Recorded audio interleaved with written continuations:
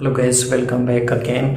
आज हम बात करने वाले हैं बिहेवियरल इकोलॉजी का मोस्ट बेसिक टर्म ऑल्ट्रिज्म।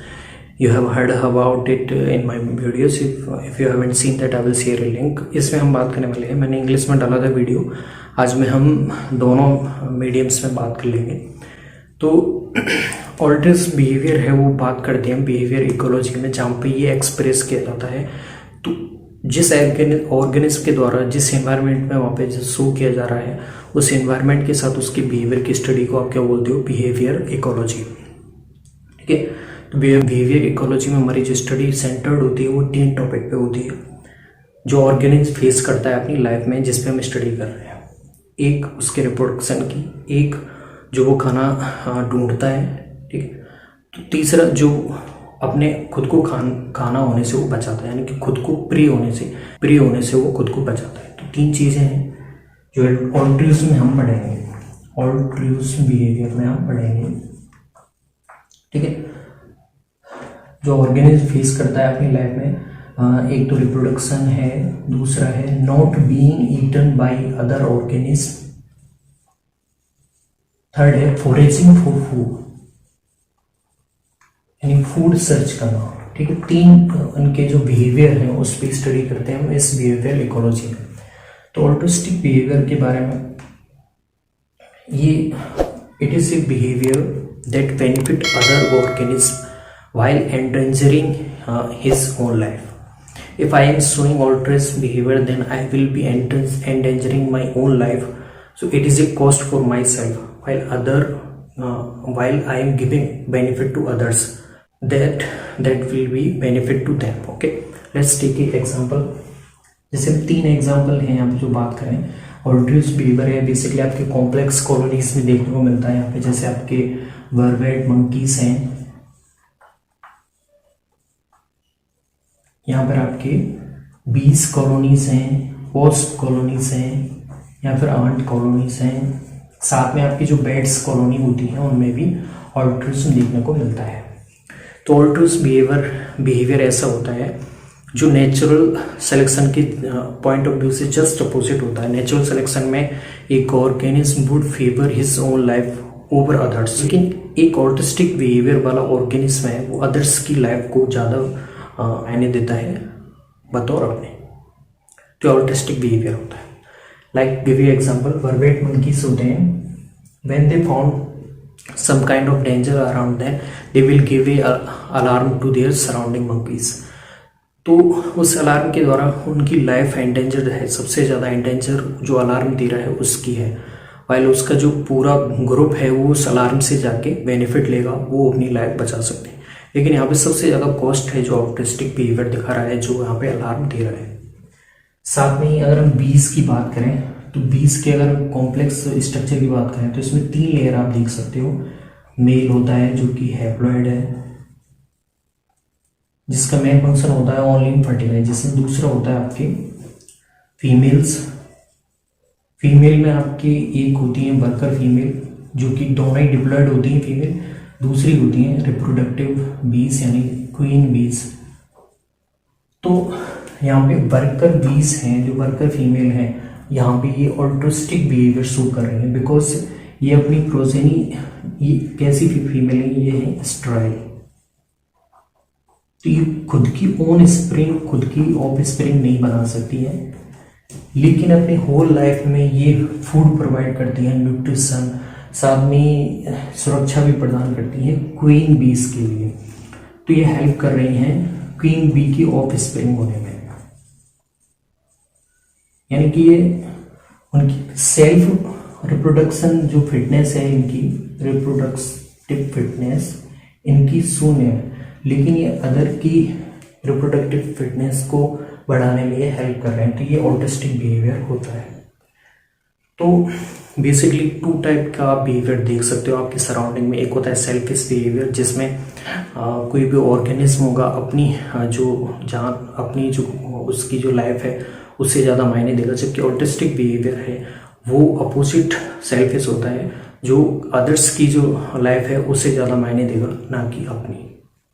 जैसे वर्वेट मंकीज का देख लिया हमने। अब बैट्स होती हैं, बैट्स में कुछ आपके बैट्स जो ऑल्ट्रिस्टिक बिहेवियर शो करेंगे वो जो ब्लड सक करके लाती हैं नाइट के टाइम पे, वो ऐसे ऑर्गेनिज्म अपने बेड की कॉलोनी में ऐसे बेड्स को देती हैं जो कि नाइट की ड्यूरिंग ब्लड सक नहीं कर पाए। ठीक है, तो ये कैसा बिहेवियर है? ऑटिस्टिक बिहेवियर है। तो ऑटिस्टिक बिहेवियर है ये आपके जस्ट अपोजिट होता है आपका जो नेचुरल सिलेक्शन होता है। ठीक है, नेचुरल सिलेक्शन में है एक ऑर्गेनिज्म फूड या फिर हैबिटेट के लिए या फिर रिप्रोडक्शन के लिए जो फिटेस्ट होगा, जो सबसे ज़्यादा स्ट्रॉन्ग होगा, वो ही वहाँ पे फिट हो पाएगा। वो अदर्स को वहाँ से एक्सक्लूड करने की ट्राई करेगा, चाहे वो उन्हें किल करके ही क्यों ना हो। लेकिन ऑटिस्टिक बिहेवियर में ऐसा नहीं होता है, इसमें जस्ट अपोजिट होगा नेचुरल सिलेक्शन के। ठीक है, तो अब हम बात करें हैमिल्टन रूल। अब बात आती है जो ऑटिस्टिक बिहेवियर शो कर रहा है ऑर्गेनिज्म, वो अपनी लाइफ है, वो अपना जो सेल्फ जो रिप्रोडक्टिव फिटनेस है वो तो डेंजर में डाल ही रहा है, क्योंकि अलार्म जो दे रहा है, जो डेंजर का अलार्म दे रहा है, तो सबसे जान को खतरा, उसकी लाइफ को खतरा सबसे ज़्यादा है। तो उस टाइम पे उसकी रिप्रोडक्टिव फिटनेस जब नहीं बढ़ रही है, तो नेचुरल सिलेक्शन के द्वारा उसे एवोल्यूशन में कैसे आगे की प्रोसेनी में बढ़ाया जाएगा, तो ये हैमिल्टन ने बताया था अपनी इंक्लूसिव फिटनेस थ्योरी में। तो इंक्लूसिव फिटनेस थ्योरी में उन्होंने दो चीजें बताई, एक डायरेक्ट फिटनेस, दूसरी होती है इनडायरेक्ट फिटनेस। डायरेक्ट फिटनेस में इसमें कोई भी ऑर्गेनिज्म में अपनी ऑन ऑफ स्प्रिंग रिप्रोडक्शन के द्वारा इंक्रीज करता है, तो इसमें ऑन ऑफ स्प्रिंग इंक्रीज होगी। लेकिन इनडायरेक्ट फिटनेस में अदर्स की ऑफ स्प्रिंग है वो इंक्रीज करी जाएगी।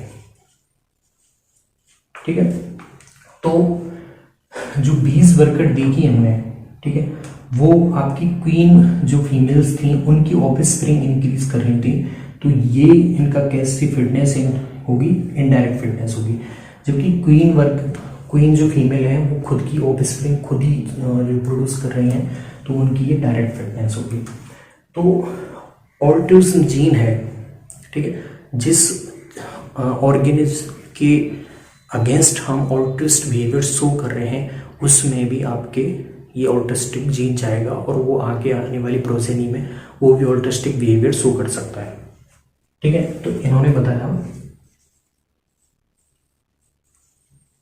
हैमिल्टन ने अपने क्वांटिटेटिव मेजर में बताया कि नेचुरल सिलेक्शन केवल वही ऑटिस्टिक बिहेवियर आगे इवॉल्व किया जाएगा आगे की प्रोजेनी में अगर ये टर्म है वहां पे जो सेटिस्फाई हो, जहां पे बी होता है बेनिफिट, जिसे ऑटिस्टिक बिहेवियर के द्वारा बेनिफिट मिला है, जिसमें हम अलार्म के द्वारा उसकी जान के लिए जो फायदा हुआ है वो डेंजर के लिए चेतते हैं, उनसे बेनिफिट होता है। और कॉस्ट जो आपके डोनर को होगी, जिन वर्वेट मंकीज के द्वारा अलार्म दिया गया है उनकी जान को सबसे ज़्यादा खतरा है, तो उन्होंने अपनी जान को खतरे में डाल के उनके लिए कॉस्ट होगी। जबकि जिनके लिए बेनिफिट हुआ है वो होंगे आपके रेसिपिएंट। ठीक है, जबकि आर यहाँ पे क्या है? Coefficient of relatedness.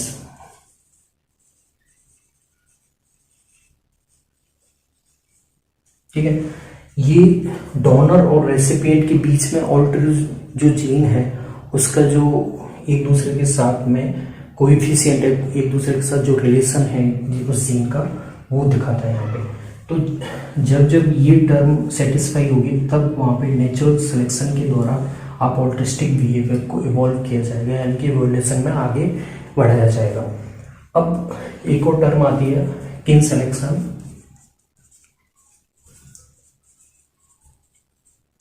किन सिलेक्शन होता है natural selection favours autistic behaviour enhancing reproductive fitness of close relatives. यानी कि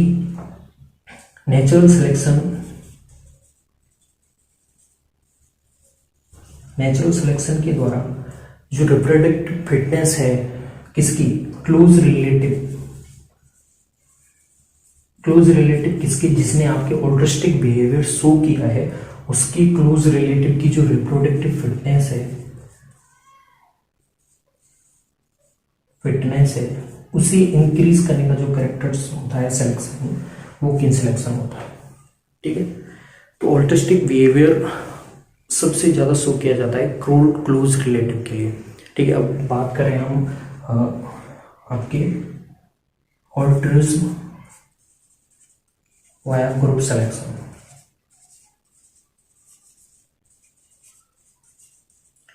ठीक है, इसके बारे में बात करने से पहले आपको किन सिलेक्शन पता होना चाहिए। किन सिलेक्शन है नेचुरल सिलेक्शन, उन्हीं ऑल्ट्रिज्म बिहेवियर को फेवर करेगा जिसमें आप अपने क्लोज रिलेटिव्स की रिप्रोडक्टिव फिटनेस को इंक्रीज कर रहे हैं। ठीक है, अब वाया ग्रुप सिलेक्शन क्या होता है, तो देखिए ऑल्ट्रिज्म है अगर कोई ऑर्गेनिज्म के लेवल पे हो रहा है, यानी कि ये अगर एक स्पेसिफिक ऑर्गेनिज्म के लेवल पे हो रहा है तो ये उस ऑर्गेनिज्म के लिए बहुत ही डिसएडवांटेजेस है। लेकिन अगर ये किसी ग्रुप में हो रहा है, ग्रुप लेवल में हो रहा है, ठीक है, ऑर्गेनिज्म लेवल में होने पे ये डिसएडवांटेजेस है, यानी कि हानिकारक है, हार्मफुल है। लेकिन अगर ये किसी सोशल कॉम्प्लेक्स स्ट्रक्चर में हो रहा है, एक ग्रुप में हो रहा है, तो उसके लिए बहुत ही एडवांटेजेस होता है।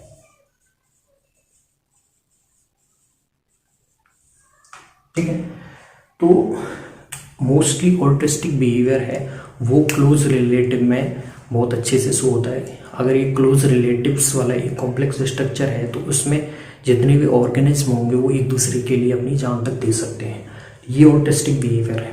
ठीक है, तो फेवर है किस में होगा, हम फेवर करेंगे क्लोज रिलेटिव में, ना कि दूर के कोई रिलेटिव में। अगर हम ऑल्ट्रिस्टिक बिहेवियर को शो करेंगे तो हम सबसे पहले किसके लिए मायने देंगे, जो हमारा क्लोज रिलेटिव है, ना कि कोई दूर का रिश्तेदार। ठीक है, तो बेसिकली वापस से देखते हैं, हम एक बार वापस से देख लेते हैं। तो हमने यहाँ पे बात की ऑल्ट्रिज्म की, जो कि बिहेवियर इकोलॉजी का पार्ट है। बिहेवियर इकोलॉजी होती है यानी कि जिसमें हम ऑल्ट्रिज्म शो हो रहा है उस एनवायरनमेंट के साथ में उस ऑर्गेनिज्म की बिहेवियर का स्टडी करते हैं। इसमें हमने 3 पॉइंटों के बारे में स्टडी की जो एक ऑर्गेनिज्म फेस कर सकता है अपनी होल लाइफ में।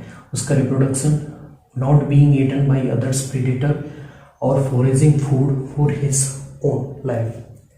ठीक है, 2 type of animal can be seen in our environment. First one is altruism behaviour, second one is they can be very selfish behaviour select natural selection. Natural selection आप selfish behaviour बोल सकते हैं, लेकिन altruism behaviour है वो just opposite होता है natural selection के। नेचुरल सिलेक्शन में जो स्ट्रॉन्ग होता है वो ही सर्वाइव करता है और उसमें खुद की लाइफ को ज़्यादा मायने दिया जाता है, अदर्स की नहीं। जबकि ऑल्ट्रिज्म बिहेवियर में दूसरों की लाइफ को ज़्यादा मैटर किया जाता है, खुद की नहीं। तो ये जस्ट अपोजिट होते हैं। ठीक है, हमने एग्जाम्पल देखे वर्वेट मंकीज के कॉम्प्लेक्स जो कॉलोनीज होती हैं बीज, आंट और वास्प की, साथ में ही बेड्स के। और बेड्स में ऑल्ट्रिज्म बिहेवियर कैसा होता है, जो बेड्स रात को ब्लड सर्व नहीं कर पाए उनके लिए उनकी क्लोज रिलेटिव बेड्स होते हैं, जो अदर्स बेड हैं वो उनके लिए ब्लड सर्व करके लाएंगे और उन्हें फीड करेंगे। ठीक है, अगर यहाँ पे नेचुरल सिलेक्शन तब होगा जब कोई बेड है उसके लिए कोई भी ब्लड फीड नहीं करेगा। ठीक है, तो वहाँ पे वो नेचुरल सिलेक्शन हो जाएगा क्योंकि वो खुद की लाइफ को ज़्यादा मैटर कर रहा है। लेकिन अगर बेड खुद जो इसे फीड कर रहा है इसके लिए ब्लड सर्व करके लाया है तो वहाँ पे ऑल्ट्रिज्म बिहेवियर होगा। ठीक है, अब जैसे हमने यहाँ पे देखा ऑल्ट्रिज्म बिहेवियर वो नेचुरल सिलेक्शन के द्वारा कैसे आगे की प्रोजेनी में इंक्रीज किया जाएगा, क्योंकि इससे आप जो सेल्फ ऑर्गेनिज्म है उसकी लाइफ के लिए तो कॉस्ट ही है, उसके लिए तो खतरा है, तो इससे आप कैसे प्रोजेनी में ट्रांसफर करेंगे। तो इसके लिए मेजरमेंट किया था आपके हैमिल्टन साइंटिस्ट ने, जिस इंक्लूसिव फिटनेस के द्वारा। तो उन्होंने 2 फिटनेस के बारे में बात की, डायरेक्ट फिटनेस जिसमें एक ऑर्गेनिज्म है अपनी खुद की ऑफस्प्रिंग बढ़ाने में ज़्यादा मैटर रखता है, जबकि इनडायरेक्ट फिटनेस में अदर्स की ऑफस्प्रिंग्स में हेल्प बढ़ाने में हेल्प करता है। जैसे हमने 20 में देखा था जिसमें वर्कर जो फीमेल थी वो क्वीन फीमेल की फिटनेस बढ़ा रही थी। ठीक है, अब इन्होंने बताया कि इस नेचुरल सिलेक्शन तभी इसे इवॉल्व करेगा, तभी इसे इवोल्यूशन में आगे की प्रोजेनी में ट्रांसफर करेगा जब उसका ये रूल है सेटिस्फाई हो जाएगा। जब उसकी कॉस्ट है जो ऑल्ट्रिस बिहेवियर शो किया है, जैसे मैंने ऑल्ट्रिस बिहेवियर दिया है, कोई भी डेंजर आने पे मैंने साउंड दिया है अपने आसपास के लोगों को कि यहाँ पे डेंजर है, अपनी जान बचाओ, तो उस टाइम पे जो मेरे द्वारा दिया हुआ कॉस्ट है अगर वो बराबर हो जाएगा आपके इस आर्ट से और बेनिफिट से जो रेसिपिएंट को मिला है, तब वहाँ पे वो नेचुरल सिलेक्शन के द्वारा आगे की प्रोसेस में पहुँच जाएगा। ठीक, किन सिलेक्शन है, किन सिलेक्शन होता है यानी कि नेचुरल सिलेक्शन है, वो फेवर करता है उन्हीं ऑल्ट्रिस बिहेवियर को जिसमें हम क्लोज रिलेटिव्स की रिप्रोडक्टिव फिटनेस इंक्रीज कर रहे हैं। ठीक है, अब ग्रुप सिलेक्शन क्या होता है, ऑल्ट्रिस जो ग्रुप लेवल पे दिखाया जाता है यानी कि एक कॉम्प्लेक्स ग्रुप लेवल पे दिखाया जाएगा, तो वहाँ पे ये एडवांटेज होता है उस ऑर्गेनिज्म के लिए। अगर ये 3-4% के या फिर खुद के ऑर्गेनिज्म के लेवल पे दिखाया जाएगा तो वहाँ पे डिसएडवांटेजेस हो सकता है। तो ये था आपका बिहेवियर इकोलॉजी का एक छोटा सा पार्ट ऑल्ट्रिस, जिसमें हमने हैमिल्टन रूल देखा, साथ में उनकी इंक्लूसिव फिटनेस के बारे में भी देखा। ठीक है, अब हमने एक चीज़ देखी कि जो ऑल्ट्रिस बिहेवियर है वो बेसिकली उन्हीं के ज़्यादा फेवर किया जाता है जो क्लोज रिलेटिव होते हैं। ठीक है, डिस्टेंस रिलेटिव के लिए भी किया जा सकता है लेकिन वहाँ पे प्रोबेबिलिटी बहुत कम होगी, क्लोज रिलेटिव के लिए प्रोबेबिलिटी वहाँ पे ज़्यादा हो जाएगी। ठीक है, ये आपकी साथ में ही इस रूल के द्वारा ये भी इवॉल्व किया जाता है कि आपका जो ऑल्ट्रिज्म जीन है वो इंक्रीज हो रहा है कि नहीं, आने वाली प्रोजेनी में उसे बढ़ाया जा रहा है कि नहीं। तो जिससे बेनिफिट हुआ है आपके ऑल्ट्रिस बिहेवियर के द्वारा उसमें भी ये जीन आएगा और वो भी आगे ऑल्ट्रिस बिहेवियर शो करेगा। तो बेसिकली ये है आपका ऑल्ट्रिस। आई होप गाइस आपको समझ में आया होगा। आगे हम और कोई टॉपिक की बात करेंगे। थैंक्स।